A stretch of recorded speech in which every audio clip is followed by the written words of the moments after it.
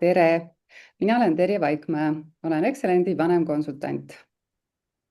Tere, mina olen Ketter, ma olen eFlow kliendi edujuht.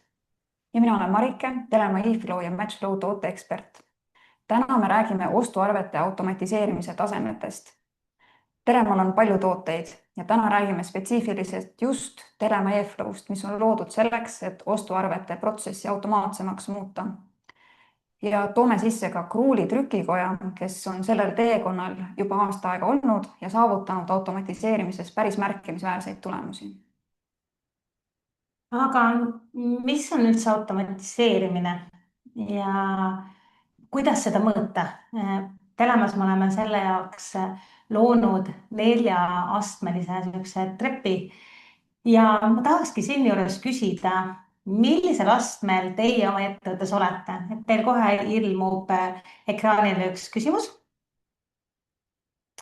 Ja nüüd, kui te sellele vastate, siis varsti me avalikustame ka tulemused. Jah, et tegelikult ei pea nendest astmetest midagi teadma, et kuidas te hindaksite, et kas te olete väga automatiseeritud protsessiga või pigem mitte eriti automatiseeritud protsessiga, sihuke käsitsi, manuaalsem, siis te oleksite esimesel tasemel. Aga senikaua, kuni te vastate, ma küsiksin Ketter, et kuhu sa paigutaksid tänased Telema eFlow kliendid sellel astmestikul, kas esimene, teine, kolmas või 4. tasem? Natuke oleneb, kas ma mõtlen suurtele gruppidele, väiksemate ettevõtetele või üldse tootmisettevõtetele. Küll aga, kui ma võtan nii-öelda keskmise, kuldse keste, siis valdav enamus meie klientidest on tegelikult 3. tasemel. On mõned, kes on 4. ja on mõned, kes on ka 2., kuid neil ei olegi soovi 3. jõuda, sest neil ei ole tegelikult vajadus selleks. Ja nüüd vaatame, mis te vastasite. Me näeme, et pooled teist on esimesel tasemel. Teie protsessid ei ole väga automaatsed, aga see on väga tore, sellepärast et potentsiaali on kõvasti. Umbes 30% teist on 2. tasemel, et midagi te juba olete automatiseerinud, aga kõige kõrgemale ennast veel ei julge paigutada. 3. tasemele on jõudnud teist juba 13% ja mõned on jõudnud ka juba 4. tasemele, et protsessid on väga automaatsed. Aga nüüd vaatame lähemalt, mida need tasemed endast kujutavad.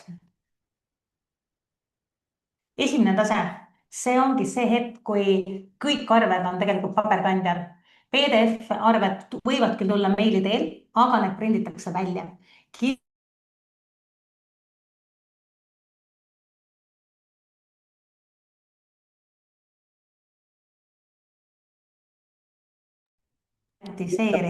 Vabandust, meil kadus heli hetkeks ära.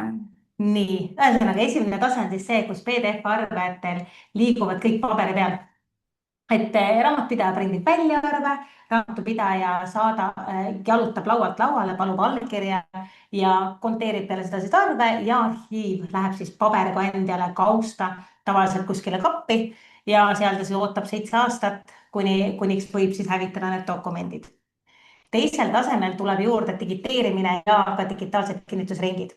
See tähendab siis seda, et arved on digitaalsel kujul süsteemides olemas. Tihtipeale nad liiguvad siis küll postkastides, aga nad tulevad, digiteeritakse ära siis mingisse programmi. Ja kinnitamine enam ei ole laualt lauale paberi peal, vaid ikkagi on see digitaalne, logitud ja täpne ülevaade, kelle käes arve on, millal arve on kinnitatud või näiteks ka millal on maksetähtajad seal arvel. 3. tasemel tuleb juurde see e-andmevahetus ja digitaalsed kuluaruanded. Ja see tähendab siis seda, et e-arved on valdavas enamuses ettevõttes kasutusel ning kuluaruanded, päevarahad, autoga seotud kulud, kõik asjad käivad digitaalsel kujul, et ka sõidupäevikuid on võimalik tänapäeval digitaalselt teha. Ja 4. tase. 4. tase on selline tase, kuhu tegelikult paljudel ettevõtetel ei ole üldse vajadust jõuda, kuid on paljud, kelle jaoks on see ka sihtmärk.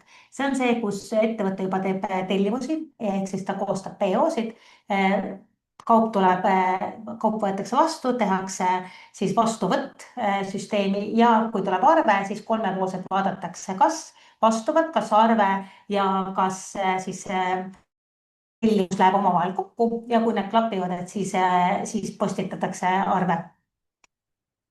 Ja kogu see teekond esimeses 4. tasemele teeb siis 15 korda selle asja kiiremaks.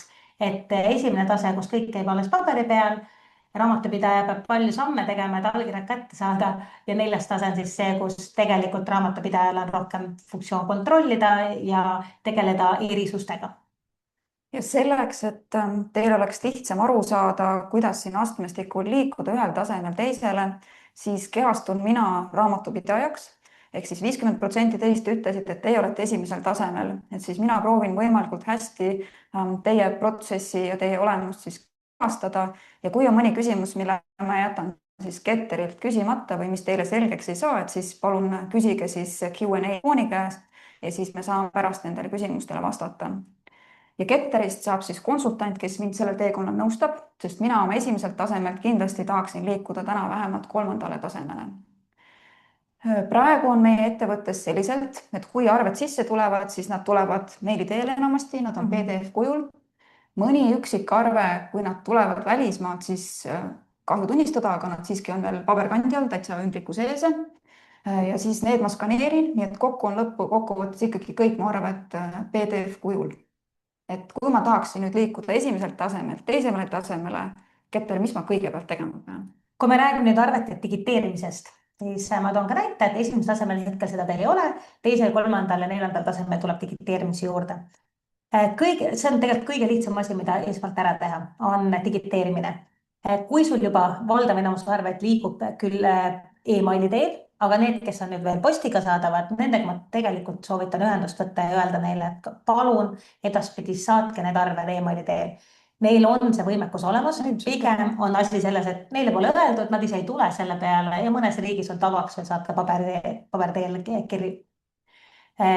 Kuidas toimub meil digiteerimine?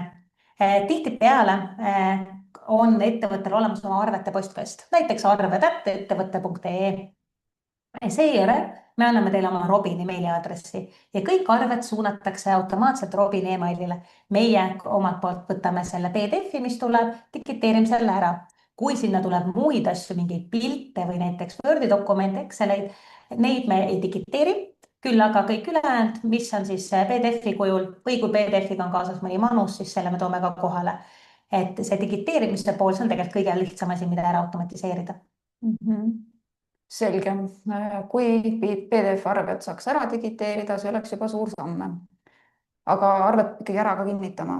Meil on küll väike ettevõte, et neil ei ole mingisugust meetrite pikkust kinnitusringi. Neil kõik arved peavad ära kinnitama ostujuht ja seejärel, kui ostujuht on ära kinnitanud, siis need arved liiguvad tegevjuhi lauale ja tema peab ka ära kinnitama.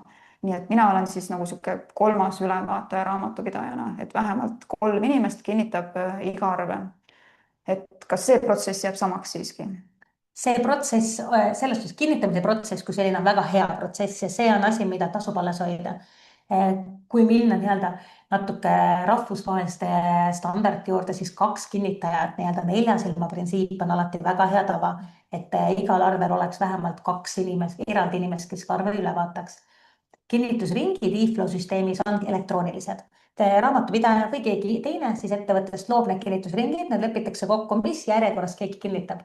Ja arve liigubki siis ühe inimese laualt teise inimese lauale, küll mitte füüsiliselt paber enam ei liigu, vaid liigub see elektrooniline dokument siis ühe inimese käest teise inimese kätte. Ja täpselt on näha, kes kinnitab, millal kinnitab, kelle laual see hetkel on. Nii et protsess, kui selline ei pea tegelikult muutuma, samad inimesed saavad kinnitada. Küll aga nüüd see ring ei käi enam mitte paberi peal, vaid elektrooniliselt. Nii, ja kui ma olen siis selle allkirja ostujuhi käest kätte saanud, siis ostujuht suure tõenäosusega viib selle otse tegevjuhi lauale ja mina seal vahepeal ei peagi enam olema. Aga vahel ikkagi mulle helistatakse, näiteks tarnijate poolt ja küsitakse, et kuulge, miks teil see arve maksmata on. Et mis ma siis teen? Ma lähen raamatupidamisprogrammi, ma võtan selle oma puksi lahti ja üritan seda arvet üles otsida. Ja kõige frustreerivam ongi see, et ma ei leia seda arvet, sest see arve on näiteks ostujuhi postkastis või see on näiteks tegevjuhi postkastis ja kui ta seal ei ole, siis ma pean oma kodukontorist sõitma kontorisse ja sinna tegevjuhi laua peale minema ja sorteerima sealt paberhunnikust ja otsima siis selle arve, mida mul raamatupidamisprogrammis ei ole ja vaatama, et miks ta siis on õigeks ajaks maksmata jäänud. Et kas sellest probleemist saaks ka kuidagi lahti? Otse loomulikult, et juba teisel tasemel tegelikult saab sellest lahti. Ülevaade on, ma ütleks, et see on raamatupidaja jaoks kõige olulisem asi, mis väärtus tal tegelikult tekib, on see, et tal on päriselt hea ülevaade, kelle käes on arve, mis on selle makse tähtaeg, millised on need tulevaste perioodide kulud, mis juba on saabunud, et tal on üks tegelikult lehekülg, kus tal on kogu info olemas. Ja kui tulebki see kõne, mis väga tihti ettevõttel juhtub, et tuleb kõne, et miks on arve maksmata, siis võtabki raamatupidaja lahti eFlow, võtab akna ülevaade ja vaatab, ahaa, see arve, see on maksetähtaeg, näed, selle inimese laual. Ja eFlows on veel see tore asi, et kui näiteks puhkab, on võib-olla panna asendaja, et näiteks ostujuht puhkab, aga on olemas ostuassistent, ostuspetsialist, tema asendab teda. Ja siis pannakse talle asendaja ja see läheb asendaja laual hoopis selle asemel. Et ei ole seda, et keegi peaks siis jooksma ja käima. Ja kui sa oled kodukontoris, sa saad seda teha kodukontoris ja samamoodi on see kinnitamine. Et kui inimest ei ole kontoris, ta saab kinnitada ka väga vabalt oma mobiiliaplikatsioonis või siis lauaarvutis. Mõlemas on eFlow kättesaadav. Et ei ole vaja jooksuga kontorisse tulla ja hakata neid arveid paberkandjal Ei, otsima. seda enam tegema ei. Aga kui nüüd aasta lõpus me oleme auditeeritav ettevõte, tuleb audiitor sisse ja küsib, et ma tahan näha neid 20 arvet, siis ma pean ikka minema raamatupidamisprogrammi, ma pean otsima need 20 arvet üles, eraldi alla laadima ja talle need meili peale saatma, et sellest ma ju niikuinii ei pääse. Pääseb ikka. Selleks on arhiiviõigus. Et vahel on ka ettevõttes inimesi, kes tahavad kõige kursis olla, neil antakse arhiiviõigus. Aga lisaks on tegelikult see nii-öelda audiitor roll. Et me saame anda audiitor rolli audiitorile ja tal on õigus näha absoluutselt kõiki ostuarveid, mis on süsteemis. Tal on võimalik vajadusel kommenteerida neid, kuigi enamasti seda ei tehta, aga ta saab ise otsida, ta saab ise vaadata. Enamik Eestis tegutsevaid siis audiitorbüroosid on meie süsteemiga tuttav. Nad on sellest käinud, meie klientide audiitorid käivad väga edukalt seal süsteemis ja võtavad ise oma ostuarved ja enam ei pea raamatupidaja neid ükshaaval siis süsteemist üles otsima ja tegelikult meile saatma.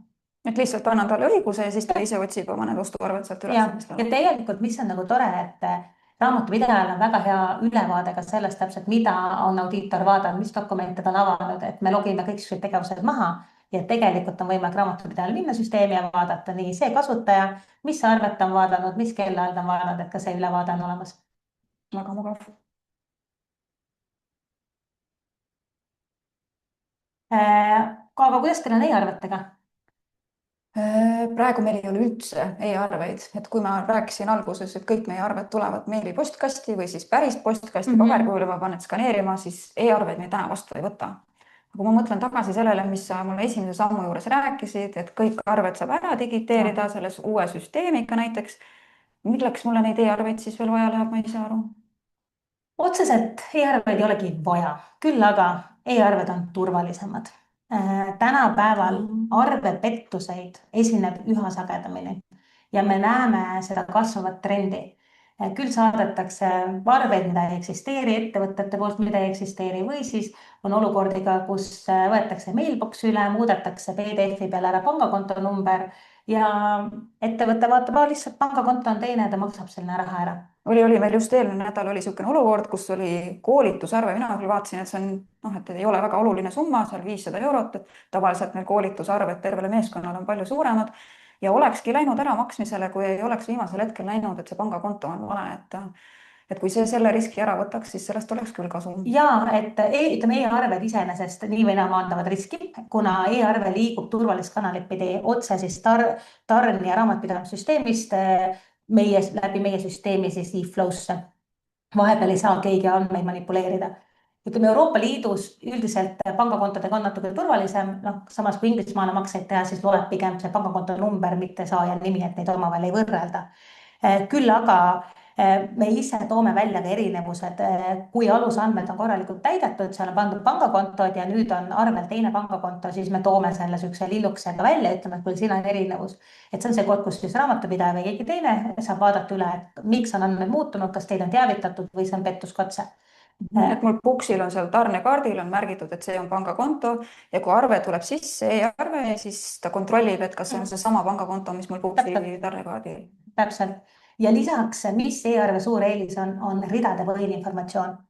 E-arve on palju andmemahukam, kui seda on PDF. Vahel, kui vaadata näiteks PDF-i, mis on e-arvega kaasas, kas seal ei ole seda informatsiooni, mida tegelikult e-arve sisaldab.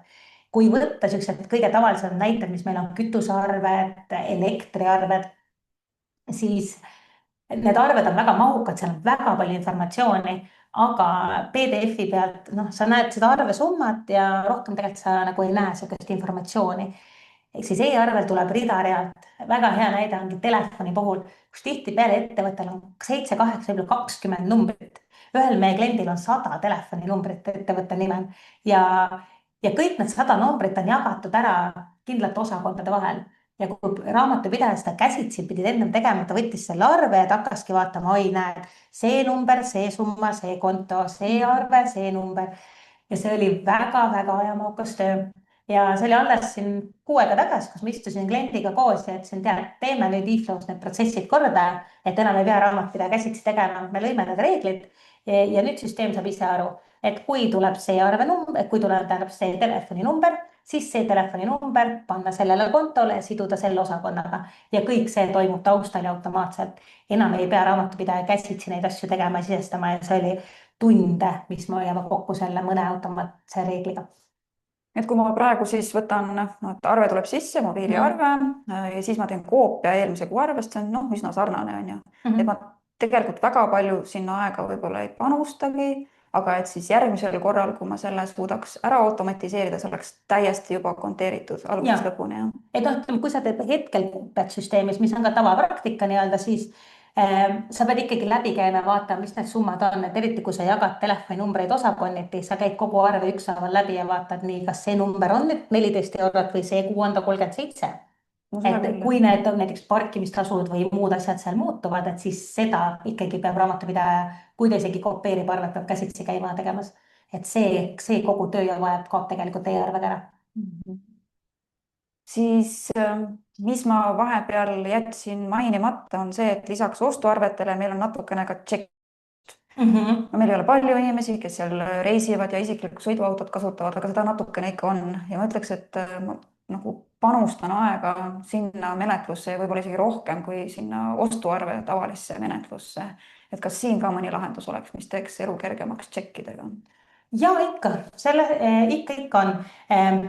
Meil on koostööpartner küll, ise me checkiga ei tegele, meil on koostööpartner, kellega koos me ka checkid toome e-flow süsteemi, et ei pea ei päevarahasid, ei pea sõidupäevikuid, mitte midagi tänapäeval paberi peal või kas või Excelis pidama, selle jaoks on olemas programmid ja väga väikse vaevaga on võimalik kogu see andmestik tuua e-flow süsteemi ja e-flows on juba võimalik siis kinnitada, vaadata ja samamoodi audiitoril on ülevaade ka selle poole pealt olemas ja ka raamatupidajatel. Ja seal on võimalik siis ka siis oma kinnitusringid teha, oma reeglistik luua, et kõik see on võimalik samamoodi ära automatiseerida.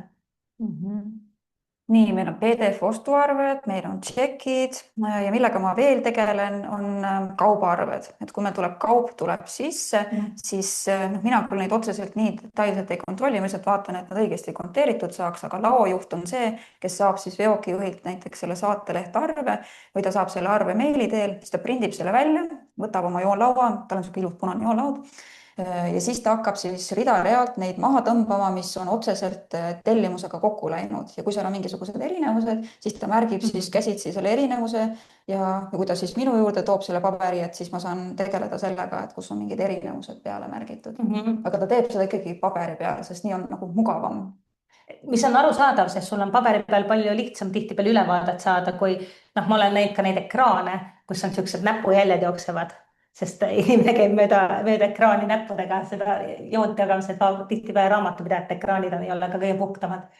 Aga siin e-flow teemas me räägime 4. tasemest, mis toob mängu Matchflow või siis olenevad valdkonnast ka EDI. EDI siis oleneb valdkonnast, et kui me räägime siin toidukettidest, siis seal on see väga tavaline või ka ehituskauplusest, restoranidest, aga mõned valdkonnad, kus ei ole EDI võrgustik veel nii lai. Siis on võimalik ka tuua mängu see PO-d ja PO-de kokkuviimine siis Matchflow süsteemis. Siin tuleb muidugi vaadata, palju neid tellimusi tehakse, kui mõistlik on seda poolt automatiseerida ja kui palju see ajakulu päriselt on. Et Matchflow hoiab meeletut aega kokku ja see peab olema ettevõttel eesmärk, et hakkame nüüd PO-sid looma või tellimusi tegema ja olen näinud mitmeid suuri ettevõtteid, kes on tegelikult suutnud kõik oma arved, sealhulgas ka teenused tegelikult PO-de peale ära viia. ja nad hakkasidki eelarvestama läbi PO-de ja see oli väga äge tulemus.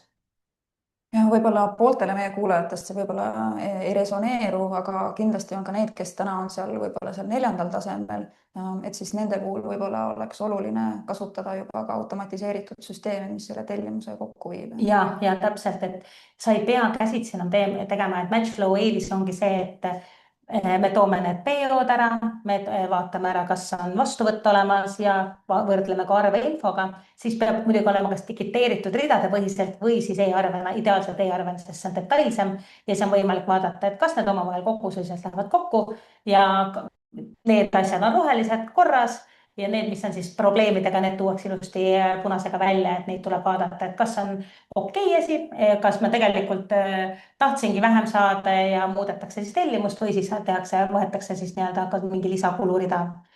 Tihtipeale mingid alused on seal või muud asjad, mida saab nagu juurde lisada. Ja kui ma nüüd midagi jätsin Ketterilt küsimata, et siis pange kindlasti see küsimus kirja ja me saame pärast neid küsimusi üle vaadata. Aga nüüd ma, Ketter, paluksin, et sa... Ma tahaks sult tegelikult küsida seda, kuidas sul on konteerimine? Konteerimine on ikkagi selliselt, et kui ma selle arve kätte saan, siis ma tegelikult ei tea, millisele projektile ma seda pean panema. Ma võib-olla kontot saaksin külge panna, aga päris seda projekti infot teavad meil ikkagi ostujuht ja tegevjuht. Ja selle kulujaotuse ma teen siis alles pärast seda, kui ostujuht ja tegevjuht on meil ära kinnitanud selle arve. Et enne ma seda ei saagi teha. Ja kindlasti meil mingit automatiseerimist rohkem ei olegi kui see, et ma kasutan eelmist arvet, teen sellest koopia ja siis muudan neid summasid ja kulukohti vastavalt siis infole, mis ma ostujuhilt ja tegevjuhilt olen saanud. See on hästi tavaline praktika tegelikult, sest raamatupidaja ei peagi teadma igat projekti, igat tellimust, mis ettevõttes on, see ei ole ka mõeldav, et raamatupidaja kõike detailselt teab. Ta tihtipeale teab kulukontot küll, mis kuluga on tegemist, aga täpselt mis dimensioonile seda panna või mis objektiga, osakonnaga seotud on, seda ei tea tihtipeale raamatupidaja peast. Seega need kommenteerimine, et kui kinnitusringid luuagi nii, et sul on ostujuht, tegevjuht ja sina, siis on võimalik ära automatiseerida, et see arve alguses ei tule üldse sinu lauale, vaid see arve liigub automaatselt ostujuhile, kes saab lisada kommentaari, et see on näiteks personaliosakonna kulu üldse.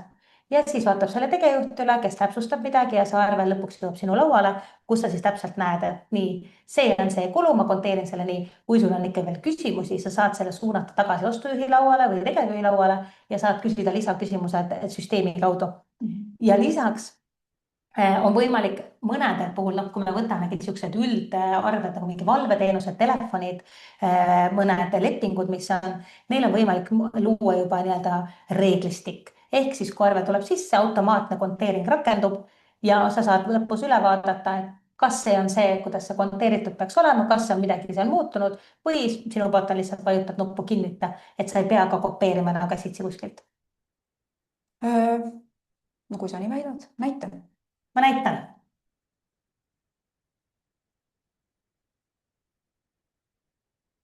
Nii, nüüd ma olen Robin Telemast, kes on saanud arve. Ja kui ma nüüd siin, võtan arve lahti, see on nüüd päris meie live süsteem.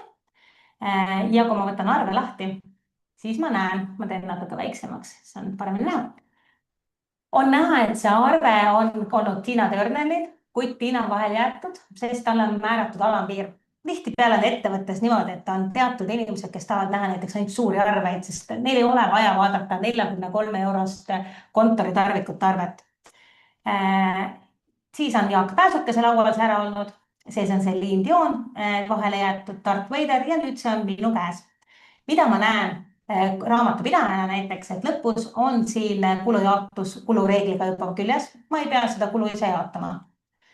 Ma näen, et mul on seotud dokumendid, mis on e-kirja manuses olnud, ehk siis mul on juba tellimus mingi Exceli dokument on olnud selle arvega kaasas, mis on nüüd minu valik. Kui ma seda ei lisa, siis see ei jää siia arve juurde, see kustub ära, aga mul on võimalik seda nupust lisada ja sellisel juhul ta on nüüd siin olemas. Nii et kui mul on mingid saatedokumendid või saatelehed on kaasa pandud arvega, et siis see jääks siia juurde? Ja, saateleht tuleb ise kaasa, et kui ta tuleb selle PDF-iga mingi Exceli dokument või kuidagi teine PDF kaasa, siis me ilusti lisame selle siia alla. Lisaks, nagu ma ennem rääkisin logist, et sa näed täpselt, kes mida millal teeb, et siis on näha, et arve tuli siin sisse, pandi automaatne kulureegel külge, võeti kinnitusring ja saadeti kohe ise kinnitamisele. Tiina jäi vahele, sest tal on 200 eurot alampiir.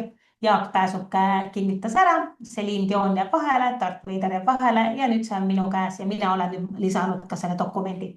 Et kõik tegevused me paneme detailselt kirja ja siis on väga hea ülevaade, et kui midagi on arve peal muutunud, et kes muutis, miks muutis ja millal muutis. Ja siis saab minna küsima ka, et kuule, Jaak, ma näen, et sa oled muutnud konteeringut, miks sa seda muutsid, et kõigil ei ole õigust konteeringut muuta, aga kui on õigus, et siis on see võimekus teha. Ja mida ma raamatpidajan saan teha? Üks asi on variant, ma panen selle ootele ja ma kirjutan näiteks siia, et arutlusel ja ma panen ta ootele. Nüüd ta läks staatusesse ootel ja kui ma lähen tagasi töölauale ja räägin sellest ülevaatest, siis ma näen, et see arve on siin ootel. Ja ma näen ka siin, et ta on kommentaar lisatud. Seega raamatupidajal on tõesti hea arusaamine, kus mingi arve on, kelle laual ta on ja kui on keegi pannud mingi arutluse pärast või mingi vaide pärast ootelstaatusesse, siis ta peab lisama kommentaari ja raamatupidaja näeb kohe, aha, siin sellega on tegeletud, et ma tean, et ollakse vähemalt teadlik sellest arvest. Samamoodi kui on duplikaadid, me nii ilusti näitame need ära ja sellisel juhul saab raamatupidaja otsustada, kas ta kustutab need ära. Vahel on see, et kui te hakkate alles e-arveid vastu võtma, siis tarnijad saadavad nii e-arveid kui PDF-e, et siis tasub öelda neile, kuulge, neid PDF-e me enam ei taha, et jätke vaid e-arvetega. Aga kui ma võtan nüüd uuesti selle ootelarve lahti ja vajutan kinnita, siis ta ütlebki mulle, et kas saadame selle kandeinfo majandustarkvarasse. Ma saan panna, et tead, nüüd ma tean, et ma olen viimane kinnitaja, et edaspidi nii juhtub. Ja ma panen kinnita lõplikult. Ja nüüd, kui ma lähen ülevaatesse, ma näen, et see arve on saadetud ERP-i. Enne kui me vaatame, kuidas see raamatupidamisprogrammist välja näeb, kas sa võtaksid korra selle arve uuesti ette? Ja ikka. Kui ma lähen kõik arve vaatesse ja võtame siit staatusega, ma näen, et see arve on siin. Kas ma saan õigesti aru, et kui mul on see PDF-arve on sisse tulnud, siis minu kätte ta siin on jõudnud alles sellel hetkel, kui on kogu konteering on küljes, et see on tehtud automaatselt ja üleval on siis kõik need kinnitajad, nemad on enne mind kogu selle kulujaotus üle vaadanud, et mina siis nagu näen seda lõppstaatust, et ma siin rohkem ei pea midagi tegema raamatupidajana. Täpselt. Kui nüüd on mingi reegel rakendatud, siis see reeglit saab edaspidi ka rakendada või siis alati raamatupidaja võimalus ka muuta siis andmeid isegi neid, kui need on reegliga tulnud külge. Selge. Aga vaatame siis, kuidas see raamatupidamisprogrammis välja näeb. Terje, kas näitaksid neile? Ja, aitäh. Nii, jagan nüüd oma ekraani.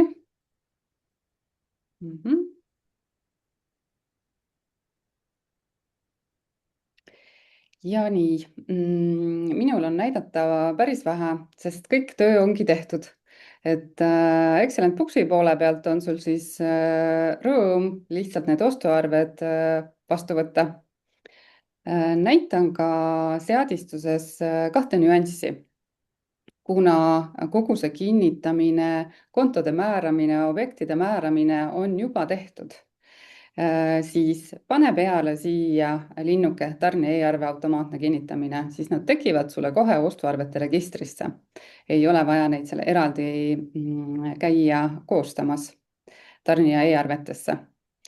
Aga üks nüanss veel, et kui sa soovid, et sul ostuarvele jääksid siis Booksis ka näha kõik read ja kõikide ridade kommentaarid, siis pane siia peale valik tarne e-arve ridade ülekanne ostuarvele iga rida eraldi ja linnuke näita ostuarvel tarnija e-arve rea kommentaare.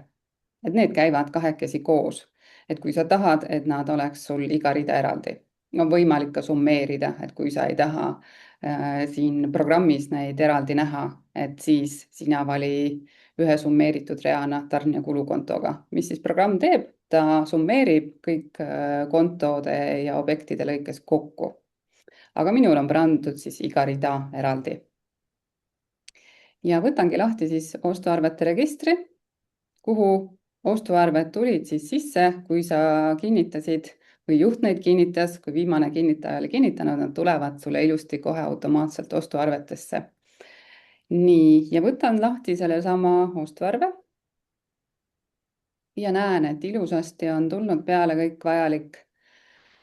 kontod on olemas, objektid on olemas, antud näide on küll selline lihtne, aga kui sul oligi keerukas arve, kus on erinevad objektid, erinevad kontod, siis sa ei pea seda Puxis seda tööd tegema, see on juba tehtud.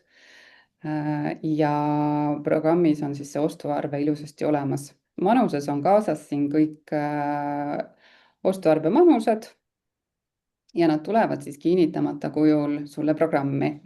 tuli üks arve, saad seda siin kinnitada üksinda, kinnita, salvesta, aga kui sul on nüüd neid korraga rohkem, siis ostuarvete registris saad sa nad kõik korraga ära kinnitada, mis sulle tulid sisse, sest nad on ju kinnitusringi läbinud, kontrollitud. valid siis esimese arve, minul on siin neid selline ports, hoidsin Shift-nuppu all, ma tegin nad aktiivseks ja korraga kinnitan ära. ja programm kinnitaski ära. nii, ja nii lihtne see oligi, ostuarved tulid sulle programmi ja sa kinnitasid nad ära. nii, aga minu poolt ongi kõik. ja lõpetan oma ekraani jagamise. nii, ja kohe ma saan uuesti jagada.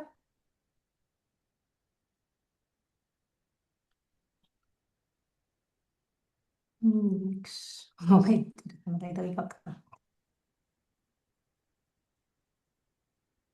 nii. ja räägime nüüd päris kliendist, päris. kes on nüüd aasta aega ja aasta saab kohe täis olnud sellel automatiseerimise teekonnal. jah, et see ei jääks nagu niisuguseks hüpoteetiliseks keskmiseks, vaid et Kruuli trükikoda, kes on meie väga hea klient ja aasta tagasi alustas eFlow kasutamist, et mis nad siis tegelikult on võitnud sellest, et nad on Telema eFlow kasutusele võtnud. natukene taustainfot, et millega nad siis tegelevad. Nad asutati 1992. aastal, neil on umbes 30 töötajat ja iga-aastane käive on 3 miljoni ringis. siin paremal on pildid nende toodetest, et kui te kuskil toidupoe lettidel ringi vaatate, siis suure tõenäosusega nende trükitooteid te seal kindlasti ka kohtate. ja nende mure, miks nad üldse automatiseerimissüsteemi ostsid ja otsisid, oli peamiselt see, et nende ostuarvete maht pidevalt kasvas. ja lisaks sellele oli neil ka see probleem, millest me just Ketteriga arutasime, et puudus selge ülevaade, kelle käes täpselt see arve on. ja oligi tarnijaid, kes helistasid, et kus see arve on ja arve võis jääda maksmata õigeks tähtajaks just sellepärast, et raamatupidajal ei olnud 100% ülevaadet, kus arve parasjagu asub. ja kui nad eFlow kasutusele võtsid, sealjuures mitte aasta jooksul, vaid juba esimese kvartali jooksul oli märgatavalt paranenud see ülevaade, et sai aru, kus iga arve on, kes parasjagu seda arvet kinnitab ja kuhu ta on jõudnud. et kui mul on vaja raamatupidamine lukku panna või käibedeklaratsiooni teha või midagi, et siis ma saan võtta kõikide ostuarvete nimekirja ja näen kohe, et kellele käes see arve on ja vajadusel siis saab seda inimest müksata, et palun kinnita kiiremini. et see kontrolli ja kindluse tunne, mis raamatupidajal on, et see on päris mugav. ja lisaks ei ole vaja raamatupidajal enam iga kord kontorisse tormata selleks, et aru saada, kus mõni arve parasjagu on. et kõik on digitaalne ja seda sama tööd võib teha ükskõik millisest maailma otsast. nagu Ketter näitas, siis see kollane ikoon ülevaatel ilusti näitab, kui on olemas topeltarveid, ehk siis, et ühtegi arvet topelt ei ole vaja kindlasti maksta, kinnitada ega menetleda. kui need on, siis need tuvastatakse ja näidatakse kasutajale. ja nende puhul väga oluline, kadus maksmata arvete probleem, enam ei helista ükski tarnija raamatupidajale ja ei küsi, et miks see maksmata on, et see on väga närve sööv raamatupidajale, sest tema on ju see, kes arvete maksmise eest vastutab ja kui tal puudub ülevaade, et see arve üldse on majja sisse tulnud, ta isegi ei tea sellest arvest mitte midagi, et seda enam on see närve söövam, aga see tänu eFlow'le õnneks kadus neil täiesti ära. ja kus neil on ka väga suur efekt, et nemad on suutnud 80% ja isegi enam oma arvetest tänaseks ära automatiseerida. Mida see siis tähendab? Et kui neile tuli näiteks, ütleme väga ümmarguse arvu, 100 arvet kuus tuli sisse, siis 80 arvet neist täna tulevad sisse. Süsteem automaatselt konteerib, paneb sinna konto külge, paneb sinna kulukohad külge ja kõik kinnitavad selliselt, et raamatupidajani jõuab täiesti konteeritud ja kinnitatud arve. Et 80% puhul ei ole vaja raamatupidaja seal mingeid lisasamme üldse teha. Ja nüüd ma näen, et see 64% arvetest läheb ise kinnitusringile, mis tähendab seda, et arved on konteeritud ja lähevad ise juba ringile ja raamatupidajale jääbki seal lõpus pigem kontrollikohustus. Jah, see on ka väga suur pluss, et raamatupidaja ei ole mitte esimene inimene, kes seda arvet vastu võtab ja registreerib, vaid raamatupidajani jõuavadki juba korras arved, mis on läbi vaadatud ja kinnitatud. Aga nüüd, kus me teame, kuidas tegelikult on võimalik teha ja kuidas e-flows on võimalik teha, me paneme kuulajatele veel ühe polli ülesse ja nüüd, kus te teate, mis asjad on astmed ja mõtlete selle peale, kuhu ma tahaksin jõuda. Ehk siis ongi küsimus, et millisele astmele te nüüd tahaksite jõuda, teades, mis asi on võimalik.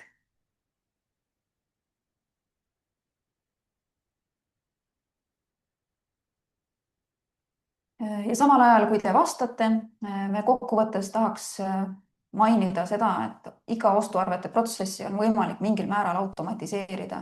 Ja sellel teekonnal võitegi abiks võtta Telema välja töötatud 4-tasemelise astmestiku, et saate otsustada, millisel tasemel te olete, millisele tasemele te soovite jõuda. Ja õigete tööriistadega tegelikult need tulemused tulevad kiiresti, et ei ole vaja aastaid siin automatiseerida, vaid piisab tegelikult juba kvartalist, et näha häid tulemusi. Ja raamatupidajal on olemas rohkem aega, et keskenduda väärtust loovale tööle ja protsess muutub läbipaistvamaks. Ja kõige väärtuslikum Kruuli puhul oligi see, et nad said ülevaate kõikidest oma arvetest. Ja kui me küsisime neilt, et mida nad soovitaksid uutele ettevõtetele, kes alustavad Telema e-flow kasutuselevõttu, siis peamine soovitus oli just see, et kõige raskem on ära teha see otsus, et mina nüüd hakkan täna liikuma esimeselt tasemelt kas teisele, kolmandale või neljandale, et ma üldse võtan kasutusele uue süsteemi ja hakkan automatiseerima. Et kui see otsus juba ära on tehtud, et siis edasi läheb kergemaks. Eriti veel Telema poolt on mitu inimest, kes sellel teekonnal abistavad, et see ei ole niisugune asi, et otsustad ära ja siis nüüd üksinda oled selle uue süsteemiga ja ei teanud, mida teha. Et kindlasti see tugi on olemas, et sellepärast otsus ei tohiks sinna hirmu taha küll jääda. Ja, et kõik uued kasutajad, kes meile tulevad, meil on väga põhjalik kasutajakoolitus, kus siis meie koolitaja võtab 2,5, kohati 3 tundi ja istub siis kas raamatupidajate või teiste superkasutajatega maha ja käiakse kogu süsteem väga detailselt läbi ja vaadatakse reeglite loomised, kinnitusringide loomised ja lisaks sellele on esimesed kuud ka see koolitaja nii-öelda personaalseks toeks, et ta võimaldab talle helistada, kirjutada ja me aitame just selle esimeste sammudega, sest me teame, et tegelikult kui hirmuäratav ja kui keeruline võib see muutus tunduda, aga kui sul on tugi ja hea meeskond taga, siis on see palju lihtsam. Kindlasti. Aga vaatame tulemusi. 3. tase on kõige populaarsem ja esimesel tasemel ei taha enam keegi olla. Mul on ülihea meel selle üle. Et tõepoolest, et teine tase on selline tase, mis ka on väga, kui ettevõttel ei ole tegelikult kuluaruandeid näiteks, siis see ei ole ka see sihtmärk, kuhu minna ja ka teisel tasemel on võimalik ju tuua need e-arved valdavas enamuses kohale, sest tegelikult me toome e-arveid üle maailma kohale läbi PayPal võrgu, et see Eesti ei ole üldse piiranguks. Ja ka mõned lausa 29% sihiks 4. taset, et see on väga äge. Väga tore. E-flows, kui te lähete e-flow.live lehele, siis te saate ka e-flow ise katsetada. Seal on olemas nupuke, kus te saate minna siis süsteemi ja saate proovida ise. Seal on testarved, seal on testkinnitusringid, kontoplaanid, kõik asjad on nii-öelda mängult olemas. Võite seda muuta, vajutada nii-öelda kas või valesid nuppe, et ei saa seda katki teha, võite proovida. Ja saate sinna ka teisi kasutajaid lisada. Ja kui te lähete sinna proovisüsteemi, siis seal üleval üks küsimärgikene ja sealt küsimärgi pealt saate ka kasutusjuhendi lahti teha ja ise katsetada, proovida, testida. Ja teile, kes te olete otsustanud, et nüüd liigute sammukese edasi ja tahate automatiseerida, siis kõikidele webinari osalejatele on meil see superpakkumine, tasuta integratsioon ja lisaks 3 esimest kuud on 50% kuutasust. Ja see pakkumine kehtib siis neile lepingule, mis sõlmitakse kuni juuni lõpuni.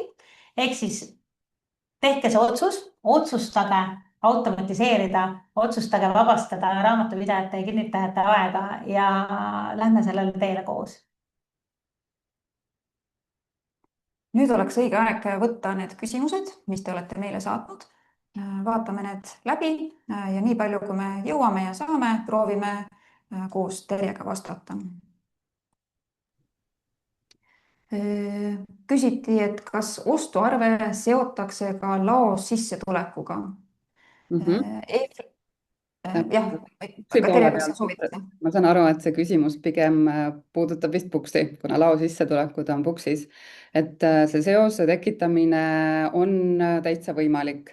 Et sellest ma siin täpsemalt ei räägi, meil on täpne juhis kodulehel olemas. Et ole hea, pöördu meie tugiliini poole, et saadame sulle juhise ja vajadusel aitame sellega. Et sellel on võimalus. See muidugi, seal peab olema siis ka ostuartiklid või artiklid kasutuses.